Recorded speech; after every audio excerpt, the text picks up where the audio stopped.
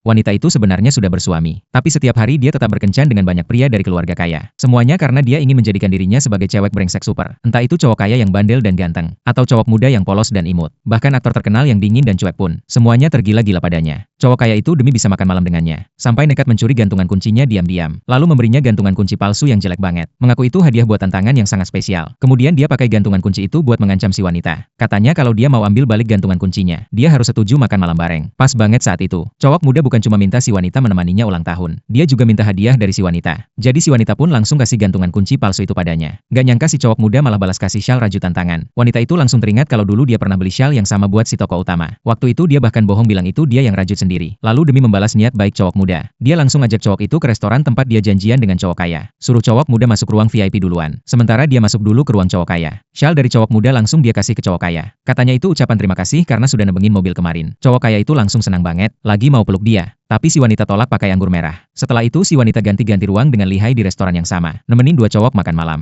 Dua cowok itu sama sekali nggak sadar. Keduanya yakin mereka adalah satu-satunya pria di hati wanita itu. Dan mereka semua senang banget setelah makan malam. Mereka sama-sama nunggu di pintu restoran buat antar si wanita pulang. Cowok kaya datang sambil muter-muter syal yang dikasih si wanita. Dia bahkan pamer dan gak izinkan cowok muda menyentuhnya. Katanya itu hadiah dari pacarnya. Tapi cowok muda lihat syal itu kok kayaknya familiar. Meski begitu dia nggak mikir terlalu jauh. Yang lebih lucu lagi, cowok kaya juga lihat gantungan kunci di tangan cowok muda. Dia muter-muterin lawannya sambil mengamatinya. Ujung-ujungnya dua cowok itu sama-sama nggak sadar kalau mereka pegang barang yang mereka kasih ke si wanita. Ternyata 3 bulan lalu, si wanita tiba-tiba masuk ke dunia novel jadi mantan istri tokoh utama. Tokoh utama itu nikah palsu sama dia demi memancing cinta pertamanya pulang dari luar negeri. Awalnya dia kira cuma kontrak sementara, tapi kakek tokoh utama yang nggak tahu kenyataannya malah anggap itu serius. Bahkan kakek itu udah siap mau ketemu si wanita yang katanya udah hamil di pesta ulang tahunnya. Masalahnya si wanita sama tokoh utama nggak pernah benar-benar tidur bareng, apalagi sampai hamil. Sementara itu para pria yang suka sama cinta pertama tokoh utama, semuanya datang buat menggoda si wanita. Mereka pengen wanita itu ketahuan selingkuh biar gagal nikah beneran sama tokoh utama. Makanya si wanita demi menghindari akhir tragis, dia pura-pura menanggapi godaan para pria itu. Di sisi lain dia juga mulai mendekati kakak tokoh utama. Dalam cerita aslinya, kakak tokoh utama meninggal karena kecelakaan di luar negeri. Makanya warisan keluarga jatuh ke tangan tokoh utama. Tapi kali ini, si wanita berhasil mencegah kecelakaan itu. Dia bahkan minta anak dari kakak tokoh utama. Tapi si kakak belum kasih jawaban pasti. Bikin si wanita kepikiran terus selama seminggu penuh. Akhirnya hari kepulangan kakak tokoh utama tiba. Tapi karena hujan deras, si wanita terjebak di depan kantor. Lagi nunggu tokoh utama jemput buat ke bandara. Tiba-tiba ada mobil mewah datang pelan-pelan. Si wanita kira itu tokoh utama. Semua rekan kerja langsung kaget dengar omongannya. Tapi ternyata yang turun dari mobil itu kakek-kakek. Dan dia bukan datang buat jemput si wanita. Si wanita langsung jadi bahan lelucon di kantor. Bahkan atasan yang biasanya galak aja ada yang jemput. Sementara dia sendirian. Akhirnya dia dicap sebagai cewek matre. Tapi saat semua orang sedang menertawakan, sebuah mobil mewah warna hitam berhenti di depan kantor. Pria yang turun sambil bawa payung itu ternyata kakak tokoh utama. Semua orang lihat pria keren dan berkelas itu jalan ke arah si wanita. Mereka langsung salah paham dan kira itu suaminya. Semua orang langsung iri. Lalu mereka berdua nggak langsung pulang.